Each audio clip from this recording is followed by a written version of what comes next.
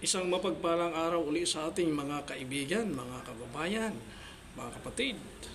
Patuloy tayo sa ating pagbabasa, pagbabahagi ng salita ng Panginoon dito sa banal na kasulatan manggagaling ang lahat ng ating content, mga kaibigan at mga kababayan. Revelation 3 verse 20 ang ating babasahin. Ito ang pinakahuling aklat ng banal na kasulatan, ang Revelation. Dito tayo sa 3 verse 20. Narito ako'y nakatayo sa pintuan at tumutuktok.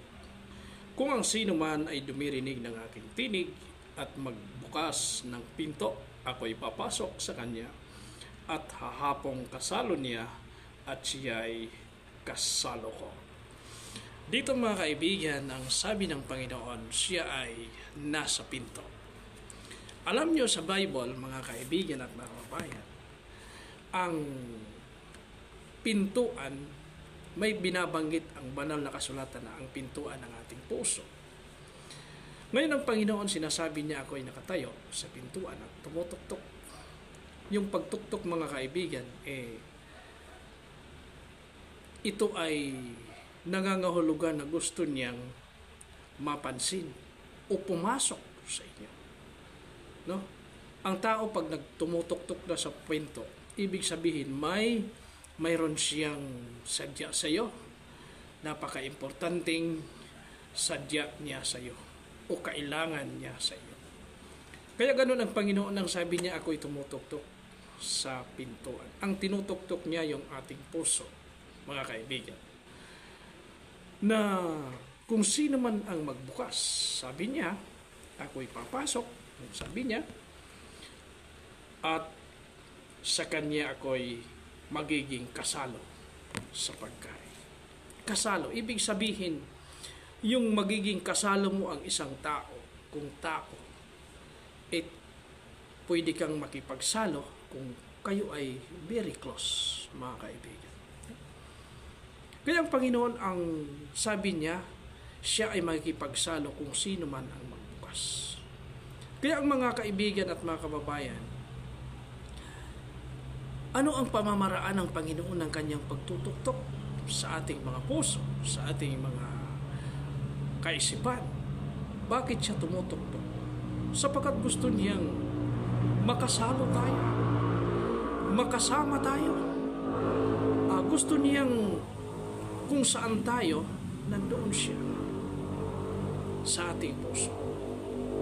Kaya kung ayaw nating pagbuksan ang Panginoon, mawawalan tayo ng napaka-close na kaibigan. Kung sa kaibigan natin ihalintulad. Iyang kaya Panginoon ay mas higit pa doon sa kaibigan. Alam natin na ang Panginoon ang nagbigay sa kanyang buhay sa krus ng Kalbaryo upang ang lahat ng tao ay magkaroon ng oportunidad na maligtas. Ang kahit na sinong sumasampalataya sa Kanya. Kaya kung tatanggi tayo sa tuktok ng Panginoon, ang salita ng Panginoon na inaalok natin sa bawat nakakarinig, sa bawat nakakakita, yan ay isang knocking ng ating Panginoon. Siya ay tumutuktok. Sapagkat ang salita niya ang kanyang iniwan upang ating pakinggan, upang ating pag-aralan, upang tayo ay magkaroon ng pananampalataya sa Kanya. Kagaya ni Abraham na ating binabanggit na ama ng pananampalataya. At kung nandoon na siya, ano ang sabi? Siya ay makikipagsalo. Magiging close kayo ng Panginoon. Kung papapasokin nyo na lang nyo ang Panginoon. Yun ang sabi niya. Alam natin na ang salita ng Panginoon ay bukas sa atin.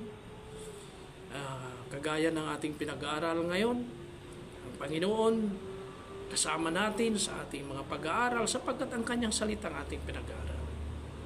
Ngayon, ang kanyang salita ang siyang nagtumutok-tok sa ating isipan, sa ating puso upang pagbuksan, pagbigyan. At kung saan, kung tayo ay magbigay daan sa kanyang salita sa ating puso, ano ang sabi niya? Siya ay makikipagsalo sa atin. Magandang araw sa ating lahat mga kaibigan. Pagpalain tayo ng ating Panginoon.